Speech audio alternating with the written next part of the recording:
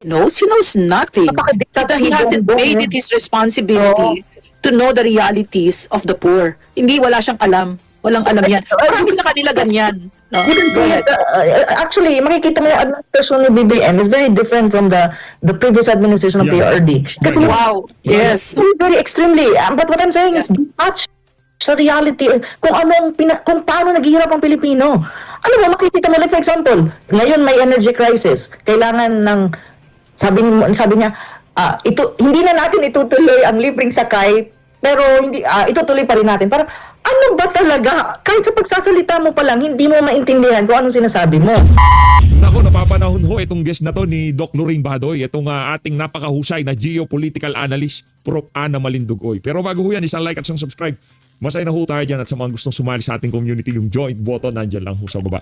Isa ho sa pinakikinggan nating geopolitical analyst specialist sa nangyayari ho ngayon sa gitnang silangan. Gusto ho nating naririnig ang mga punto de vista nitong si Prof. Ana Malindugoy kaugnay dyan sa nangyayaring sigalot sa gitnang silangan. Huwag na ho natin patagalin itong mga kababayan. Heto na ho si Prof. Ana Malindugoy. Ang hinihintay ho natin dito kay Prof. Ana dito sa video na to, gusto ho nating marinig sa kanya kung sakali bang pinagpatuloy nitong si Marcos Jr. yung foreign policy nitong si dating Pangulong Rodrigo Duterte na friends to everyone, enemy to none, ano ho ba ang estado ng bansa natin ngayong mga panahon na to? Kasi ngayong mga panahon na to, nakatali ho tayo sa mga kano. Kung anong gustong mangyari ng mga kano, yun ho ang sinusunod ni Marcos Jr.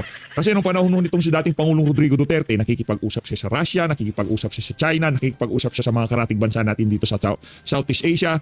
Lahat ho yan, sila hong lahat kinakausap ng administrasyong Duterte. Pero dito sa administrasyon itong si Marcos Jr., nakatali ho tayo dito sa mga kanuna to. Kung hindi pa nangyari na yan, yaang sigalot dyan sa gitnang silangan, hindi pa ho makikipag-usap ang administrasyon nitong si Marcos Jr. sa bansang China. At noong, kung naalala nyo ho, no, hindi ho ngayong administrasyon na to napag-isipan yung pagbili ng murang krudo sa bansang Russia.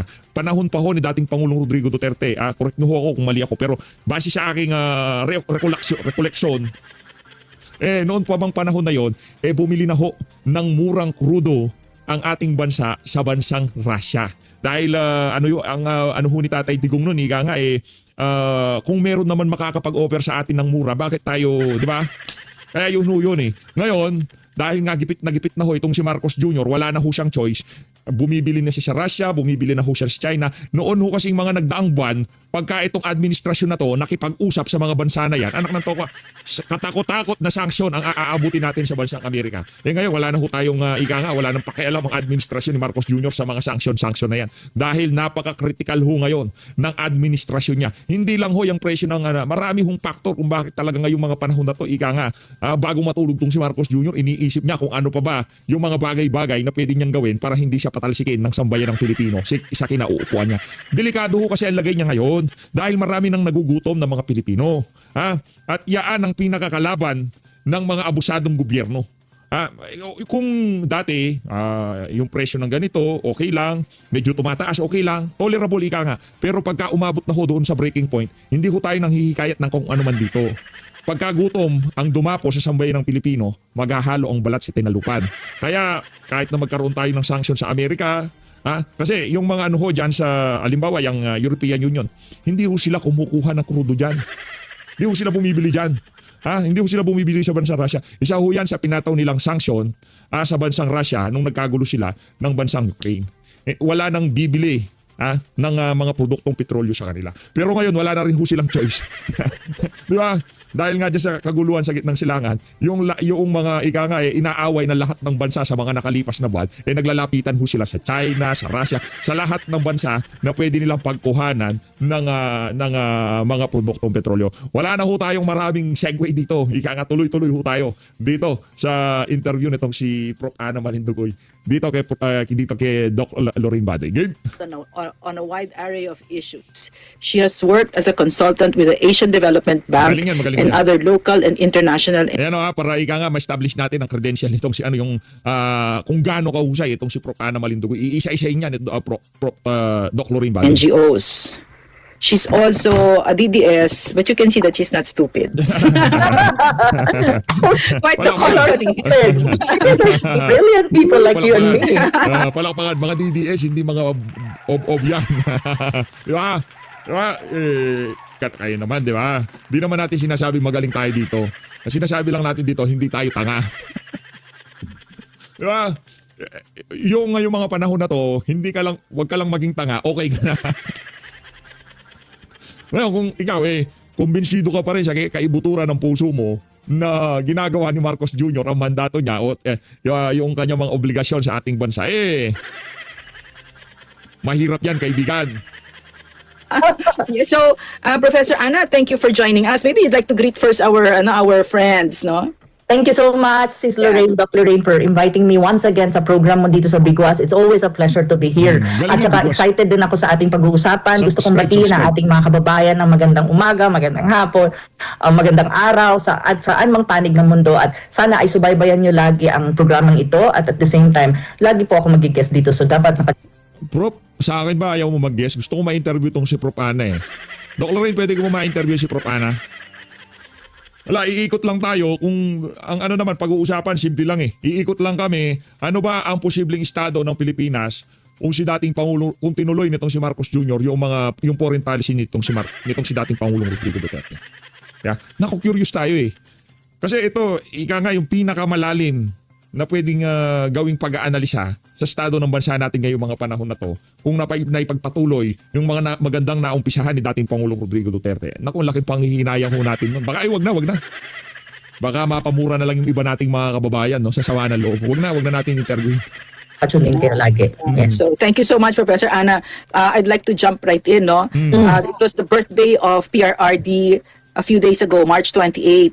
And I was so stunned by what I saw, no, the phenomenal show of love and gratitude and affection for the former president, for President Rodrigo Roa Duterte, and for the rage against the weak leader who did this to him, this heinous crime of extraordinary rendition on PRRD. No, so but before that, maybe I would like to ask you about what all this means from the political perspective as well as the economic perspective. No, we're living in interesting times, and I want to get your take on all of this. No? So, in the meantime, could we just first watch the first clip? This is a clip of it's the first time kasi, Professor Ana, all over the world. We're not just talking about Davao City, Manila, ganun. We're talking about in Japan, in Toronto, in Vancouver, in Ano ho talaga yung Duterte fever talagang ika nga siya pa rin ang ngayon ang namamayagpag mapahanggang sa ngayong mga panahon na to. Yung Duterte fever nandyan ho talaga, hindi nawawala yung alab sa puso ng mga taga-suporta talagang laging nandyan, nakaantabay sa dito kay dating Pangulong Rodrigo Duterte kahit na nasa ICC siya talagang tuloy-tuloy yung pagmamahal ng sambayan ng Pilipino sa kanya. O di naman kaya, huwag na natin sambayan ng Pilipino, Kasi baka sabihin nila, ba't kami dinadamay mo yung mga Talyanista Pensemada, mga bayarong vlogger, di ba? Hindi naman talaga kasama yung mga yan. Yung mga Pilipino na ika nga nakatakas na sa pambubudol ng administrasyon na to. Di ba? Celebration yan nag-celebrate talaga. Ibang klase yung mga kababayan.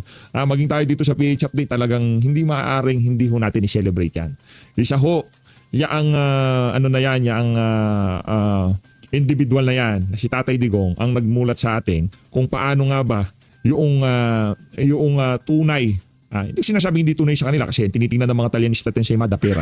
Iba yung pagmamahal nila sa bansa, iba yung prinsipyo nila, ang prinsipyo nila pera, ang mahal nila pera. Yun yung sa kanila Ang atin ho kasi dito, yung ipinakita ni dating Pangulong Rodrigo Duterte, yung role model na kung anong ipinakita niya sa bawat Pilipino. Yung selfless ho talaga Di ba? Yung sige, gagawin ko yan kahit naikapahamak ko, kahit na anong alam ko nang talagang itong si Trililing di ba? Pero ginawa pa rin ho ni Tatay Digong. Alam niya na habang ginagawa niya yung mga bagay-bagay na ika nga para ma-secure yung susunod na henerasyon. Alam niya na isang araw baka dumating itong oras na to at yan na nga ho ang nangyari. Kaya para sa mga kababayan nating nag-celebrate ng kaarawan ni Tatay Digong, mabuhay ho kayong lahat. Diba? Dahil ibig sabihin, naiintindihan ng bawat isang Pilipino na nag-celebrate ng kaarawan ni Tatay Digong na yan, yung kung ano ang pinaglalaban, prinsipyo, at kung ano ang mga dahilan kung bakit ginawa lahat yan ni dating Pangulong Rodrigo Duterte. ano ho talaga yung talagang pagmamahal sa susunod na henerasyon, pagmamahal sa mga kabataang Pilipino, pagmamahal sa mga OFW, yan ang pinakita ni Digong sa atin lahat. Belgium, in Italy, in Milan, in even in Ireland, In the United States. The Hague. Oh, here it is. Yeah, here it is. Ito yung Yan. the wall of PRRD, no, sa The Hague. Grabe. And our OFWs were walking. And naiyak ako dito kasi you can see, no, they came for the birthday of PRRD. Pagiging yung also like Galing, ang how galing. do you call that? Yung solid na Being good. Being good. But, pero parang ang nakita ko kasi dito, yung init ng pagmamahal kay PRRD, no? So, I wanna ask you, look at that, Ana. Oh, that's in Davao, I think. Yeah. Because in Davao, yeah. Mm. But even in The Hague, In The Hague, actually. from other countries, and what's Yeah, si Pulong. Yeah. Pulong. Sa Hague yan. He was Sa Hague. speechless. He was speechless. Parang hindi niya alam paano. Oh, kasi syempre kahit kapag lalo na kapag malapit anak siya, hindi niya siguro yan ma-imagine na talagang ang suporta sobra. Sobra. At saka hindi niya siguro alam paano i-express yung appreciation this at the same time. Usually kasi Kasi he said nga sinabi nga niya, parang hindi ko alam kung ano sabihin ko, ang dami ninyo. Para talagang nabigla talaga siya. Even si Ma'am Elizabeth, parang lahat sila nabigla. No? Kahit ako nabigla ako, talagang dami. And Hindi, maging tayo dito sa PH Update, nabigla ho tayo. Sa totoo lang nung nakita ho natin, binababa nila yung 20,000 na bulaklak. 20,000 ho, hindi daan-daan, libo-libo ho yung bulaklak na inilatag diyan sa The Hague, Netherlands. Kaya nga yung mga yung mga judge sa ICC, kung ako ho judge, hindi bilang DDS, kung ako judge, makita ko sa buong kasi ho yan makita mo sa iba't ibang bahagi ng Pilipinas, lalabas sa feeds mo yan di ba? Kung isang Duterte lang ay type mo diyan, sigurado yung algorithm mo kahit na pro o anti papakitaan ganyan. Makita nila mayroong celebration kay Rodrigo Duterte, mapapaisip ka ano bang ginawa nitong mama na to? Bakit kahit na nakakulong na siya, sambayan ng Pilipino, karamihan ng mga Pilipino, majority ng mga Pilipino, majority ho di ba? Siya ho ang pinakamataas na approval rating sa pagbaba niya bilang presidente. Kaya sasabihin ko majority. Di ba? O lahatin na natin. Sineselebrate ang karawan itong si dating Pangulong Rodrigo Duterte. Di ba? Mapapaisip ka at masama bang tao talaga tong mama na to? Di ba? Sino ba masama? Yung mga nagpaparatang sa kanya ng kung ano-ano, o itong mahal na mahal siya ng kanyang mga kababayan, na itong mga politiko, mga personalidad na nagpaparatang sa kanya, ngayong mga panahon na to, nakikita yung approval at trust rating nila, talagang basurang-basura. all over the world, no? Even in the Middle East na may gera, they start. Mayroon ng gera ang Middle East, pero they found a way to actually gather. So what are your thoughts on this? I mean, I'm correct, right, when I say that we've not seen anything like this in the known democratic world for any leader, this global outpouring of love and affection and gratitude. Am I correct? I think it's not even just Filipinos, sis. Yeah, it's not anymore.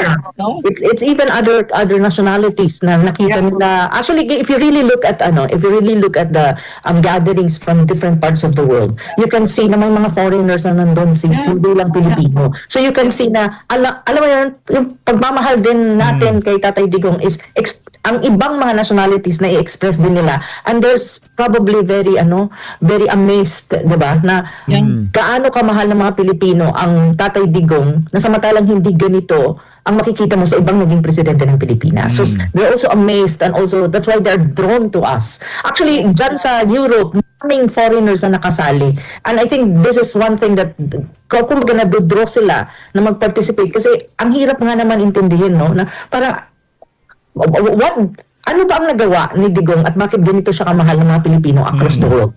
Yun yung siguro ang naisip nila. Tapos never sila nagkaroon ng leader na ganyan. At the same time, never din tayo nagkaroon after 1986 nagkaroon ng leader na ganito kamahal ng mga Pilipino. So far, even I would venture to guess even from way before. From way before, I'm actually thinking right now, who among those naging president ng Pilipinas na ganito ang pagmamahal? I'm actually thinking at the moment. Pero wala rin akong maisip sa utak ko ba? Wala akong maisip Si PRRD lang talaga. Oo na. Alam mo, bakit? Anong tingin mo bakit? I think it's really about his sense of leadership at saka yung sense of authenticity na talagang mahal niya ang Pilipino at ang bayan niya. Alam mo, ang lalim kasi niyan na at saka yung kanyang, alam mo, totoo kasi si PRRD, kahit ako, I mean, I had few moments with him nung patapos na ang presidency niya. Makikita mo yung pagiging totoong tao niya. At the same time, totoo din na may malasakit talaga siya at mahal niya ang Pilipinas at ang Pilipino. How do you call that? It's something that mafe-feel mo siya as a connection to him.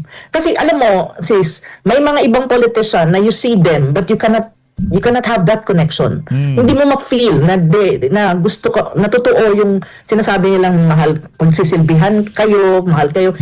May disjoint Pero si PRD, the moment you see him, kumbaga yung hindi ko nagko-connecta sa mga tao, yung hindi nararamdaman. Parang palipad hangin lang pagka sinabi ni Marcos Jr. Marcos kagad. Marcos na. Mahal ko kayo, mahal ko Pilipinas. Tingnan niyo si Risa Hontiveros, di ba?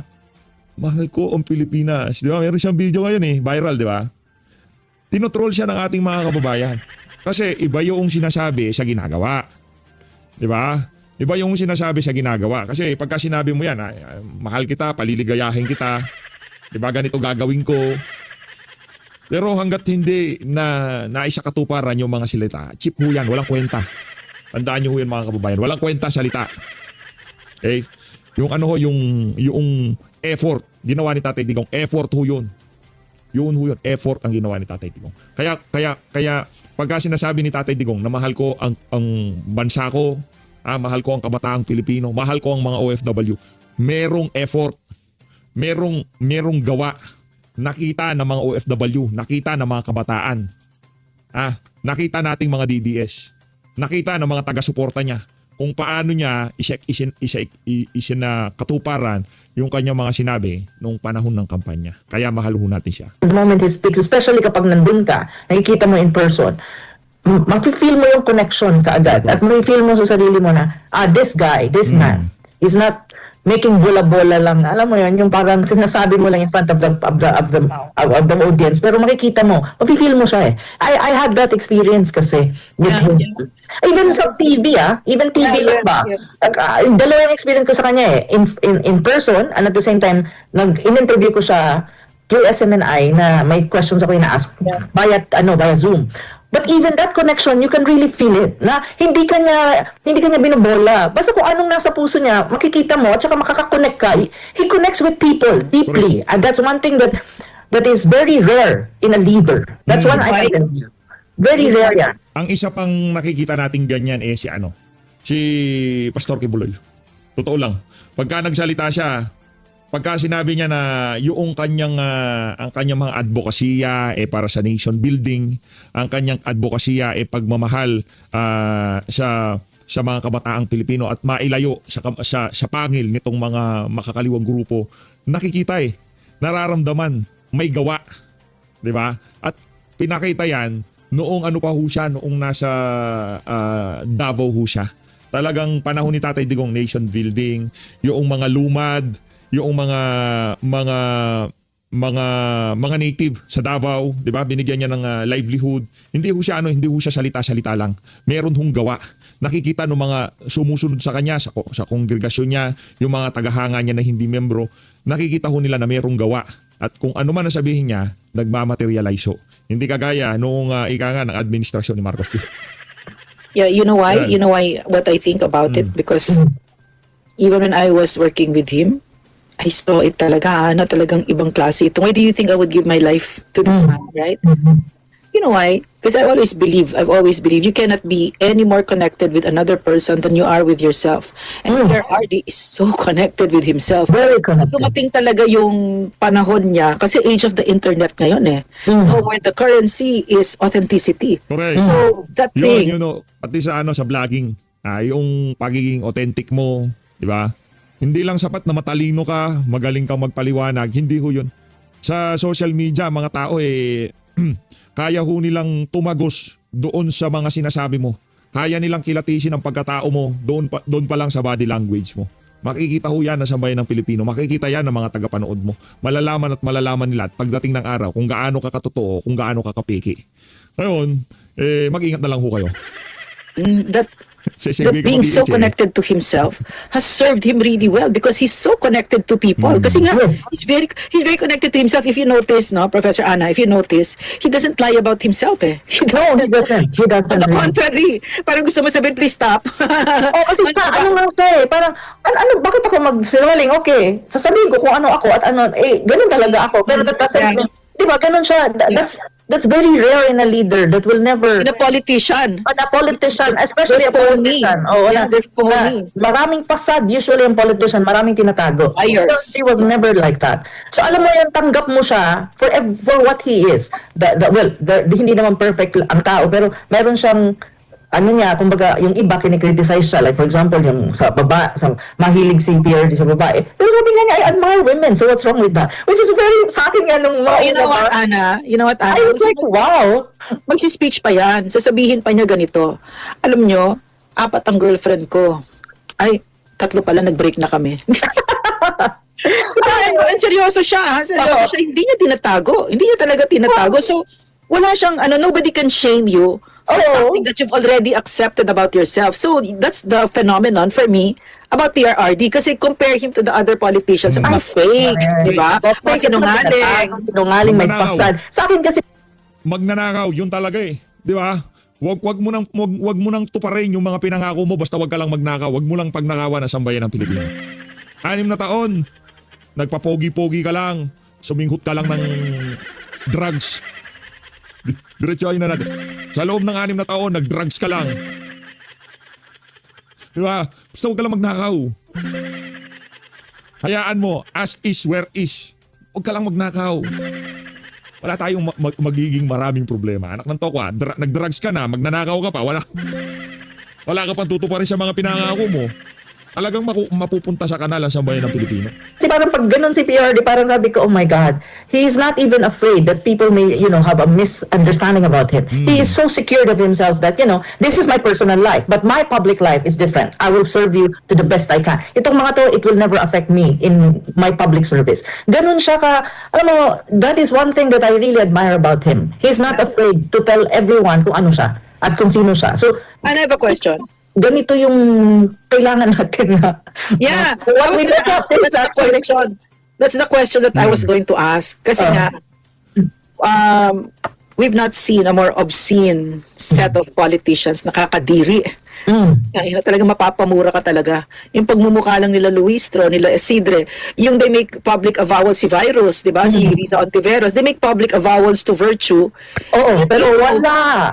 You know that Risa Ontiveros pays people to lie and to destroy noble and very distinguished na mga public servants like she did with CJ Corona, like she's doing with PRRD, with Pastor Quiboloy, with the Vice President, diba? So, I'm saying that they're the very opposite of PRRD, the worst, diba? They have all this mask, diba? So, my question to you is, what does the Duterte mystique, no? That magnet, no?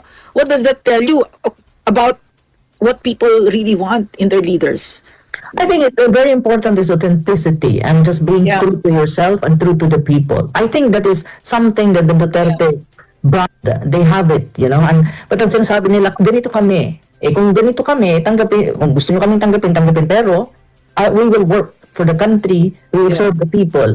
At makikita mo naman yun eh. So sa kanila is, walang cover up. Alam mo yun yung walang cover up eh. Kung ano sila as a person, yun sila. Pero ang maganda lang doon is, okay, that's our personal life, but nonetheless, this is our public service. And if you look at the public service, you can see that they are really very much connected to the people. At saka yung on the ground realities. Kasi ganito rin yun eh. How PRD is being distinguished among other leaders or among other president na ngayon existing at before. Alam mo, one thing that I admire about PRD, alam niya ang pulso ng Pilipino. Alam niya ang totoong kalagayan ng Pilipino. Alam niya kung anong kailangan ng Pilipino. Sa pinakamababang antas ng buhay ng mga Pilipino hanggang sa pinakamataas, yung elite at saka yung pinakamababa. Alam niya kung ano, paano mag-isip ang elite. Pero mas alam niya kung ano ang nararamdaman at ano talaga ang kalagayan at psychology ng mga Pilipino. It's very important for anyone who wants to be president or leader of the country. Ang PRRD, talagang alam niya yun. Alam mo, lahat ng kanyang policy at lahat ng kanyang programa during his time, you can see, hindi siya ganun ka, it's not really grand, you know, if you really analyze it. But they are common sense. And they are grounded. Grounded siya. Like what, for instance? Oo. For instance? For example, like for example, yung issue ng drug addiction at saka yung kanyang war on drugs na criticize ng mga Dilawan, was criticized by even some Western countries. But these are really the ground reality. Ground reality yan na ang drugs is existing. Recognize niya na it has something to do with economics kasi naghihirap ang buhay ng mga Pilipino. Drugs are easy to be sold. On the other hand, andun din yung ramification ng drug addiction na kapag talagang drug addict ka, natutuyo yung utak mo, hindi ka makakapag, alam mo yun, distorted yung sense of right and wrong mo, you commit mistakes and you commit crimes. Sister, huwag ka nang magbalang kabaan. Sabihin mo na lang si Bongbong Marcos. Bongbong Marcos. Precisely. Yan ang gusto ko. Wala maraming segue. Para si PH update, di ba? Rekta lang. Wala na maraming Cheche Boreche. Marcos Jr. Tapos ako siya. Kasi natutuyo talaga yung brain. Alam niya ang psychology ng drug addiction. Alam din niya ang psychology ng mga tulad na tawag mong drug lords. That these are really evil people, bad people, and they have guns and guns that, you know, will fight the government. So, yung encounter ng state forces mo at saka yung mga drug lords mo with all the guns and all, it really is a war. And this is really something, a reality. It's not as if it's a make-believe, and it happens. It's a real-life situation. So, if that's the case, these are common sense. But take note, common sense with experience. Kasi alam mo, ang maganda kay PRD, to be frank, is yung experience niya grounded. May iba kasi na they become politicians, they become mayor, they become senators and all. They don't have the experience on the ground. They don't understand the psychology and what the Filipino needs really. And they kind of present themselves like, ano ako, ganito ako. Pero si PRD ganun lang siya Hindi, 75 nga lang ako Ganun siya. Mga valedictorian sila, pero ako yung boss nila. Pero alam mo, the psyche, the experience, very grounded. Na sabi ko nga, every time I'm being asked if I would have how to choose a leader, sabi ko, first, of course, it has may education naman. Second, I said, really understand the ground reality, especially in the Philippines. Kasi if you don't understand the ground reality, you don't understand the psyche of the Philippines, you don't understand your country, even the history of your country, you will not be able to come up with policy na may common sense. Pero PRRD really is that leader. I'm not kidding. That's why some people ask me, bakit ka ba naging Duterte? Kasi academic ka, most academic, di ba? Mga taga-UP, anti-Duterte and all that. Sabi ko, it's just one thing. I said, first, authenticity niya. Second, ang kanyang policy is may common sense. Pangalawa, may puso talaga siya sa Pilipino. Nai-interview ko nga yung ibang mga taga-Davao. Halimbawa daw, may lumalapit sa kanya, walang pagkain. O sige, mag-create siya ng job para sa'yo. Okay, from now on, ikaw ang taga-bukas ng door, may sweldo ka. Kasi kailangan mo ng trabaho. Like for example, alam naman mag-go through ka pa ng pagpapirma, i-interviewin mo pa, iwala ng kinakain. Pero si PRD magbilis mag-isip. O ngayon, ikaw na ang taga-bukas ng door na yan, may sweldo ka, siguraduhin mo lang na ayusin mo yung buhay mo. Alam mo, may mga ganitong sitwasyon siya nung mayor siya. Alam mo yun, kaya ang daming tao sa City Hall ng Davao City. Because, ganun siya. Sabi ko, alam niya ang need ng Pilipino. Yan. I measure kasi sumbongera ako, na may measure ko talaga yung ang galing ng pagkalalaki. Babae, no? Kahit babae. Pag nagsumbong ako, may gagawin siya. Kasi matagal ako bago magsumbong. Makikipag-away muna ako, gagawin ko lahat, no? Ganun yung patakaran namin kay PRRD, no? Sa amin. So when I go to him, at magsumbong ako, ibig sabihin taob na ako. And he will do something. He will do something about it. Na, alam mo siya, katulad ng kwento mo, bigla siya may trabaho, di ba? and it's because even if you had to ask me, what one thing is the best about PRRD, it's his heart. He has such a big heart. Yes, lalo na sa mga naaapi. Totoo yan. Naaapi. Ganon. Lalo na pag mahirap. Lalo na pag bata. Kahit yung mga babae. Single inaapi, yung mga bakla. Ayaw niya yung inaapi-api. Ayaw niya yung ganon. So, may sinabi mo, yung minention mo na mga politicians na nagpolitiko pero walang alam. Kasi nagpolitiko sila, hindi para magsilbi. Si PRRD, his very essence talaga is service. He likes to serve people. That is really true. That's why his feet are on the ground and he knows the realities on the ground because he has made it his responsibility to go down and find out. But these idiots, no? Like Bongbong Marcos is an idiot. You think he knows? He knows nothing. Napaka-dictator He ni hasn't Bongbong, made eh. it his responsibility to know the realities of the poor. Hindi, wala siyang alam. Walang alam yan. Marami sa kanila ganyan. No? You can Go see ahead. it. Actually, makikita mo yung administration ni BBM is very different from the previous administration of Yeah. PRD. Kasi Wow. Yes. very, very extremely. But what I'm saying is detached sa reality kung kung paano naghihirap ang Pilipino. Alam mo, makikita mo, like for example, ngayon may energy crisis. Kailangan ng, sabi niya, hindi na natin itutuloy ang libreng sakay, pero hindi itutuloy pa rin natin. Parang, ano ba talaga? Kahit sa pagsasalita mo pa lang, hindi mo maintindihan kung anong sinasabi mo. Alam mo yan? Yun lang is may damit. Ano Oo nga, parang, Sasabihin niya. detach, hindi nila naiintindihan. Ginawa, I'm sorry, Ana, you know Oh. what? It really has gotten to the point where he has to resign. What's coming out of his mouth is so much bullshit, so much foolishness, that at the end of it, it is the Filipino people suffering. They line up. There's no basic services anymore. Correct. Wala talaga. The public is already suffering. You should resign, no? Alam mo sis, if you really look at the situation right now with the war in the Middle Yeah. East, as we're facing an economic crunch and we're Yes, facing energy yes, crisis. yes. You have to have parang i-compare mo yan nung panahon ni Duterte. We also face a very difficult situation because of COVID. Yeah. You know, magkaiba lang. War ito, compounded ang economic problems mo, may energy crisis ka. But during PRD time, we face a COVID situation. Look at what happened. PRD was very decisive. Ang bottom line niya, o sige, gagastos ako, basta wag lang maghirap ang mga Pilipino. Mga OFW, gastusan na natin ng mga hotel yan, dapat okay sila.